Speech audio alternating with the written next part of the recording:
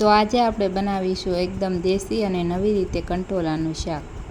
કંટોલાને આપણે ધોઈ અને નાના નાના ટુકડા કરી લીધા છે. તો શાકમાં નાખવા માટે આપણે લસણવાળી ચટણી પહેલાં તૈયાર કરી લઈશું.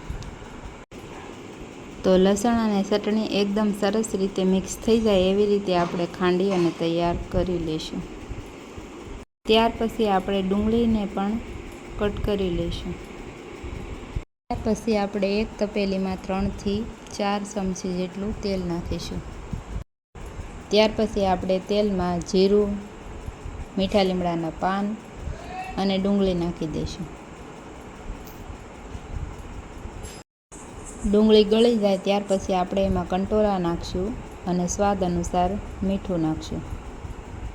તમે જોઈ શકો છો ડુંગળી અને કંટોલા સારી રીતે ગળી ગયા છે. કંટોલા ગળી જાય પછી એમાં હળદર અને ચટણી નાખશું. તમે જેવું તીખું ખાતા હોય એ પ્રમાણે ચટણી નાખવી. ત્યાર પછી અડધી ગ્લાસ જેટલું પાણી રેડી અને શાકને ઢાંકી દેવાનું છે. શાક તૈયાર થઈ જાય પછી છેલ્લે જીરું ધાણાનો પાવડર આપણે નાખવાનો છે. તો તૈયાર છે આપણું એકદમ સાદું અને દેશી રીતે કંટોલાનું શાક.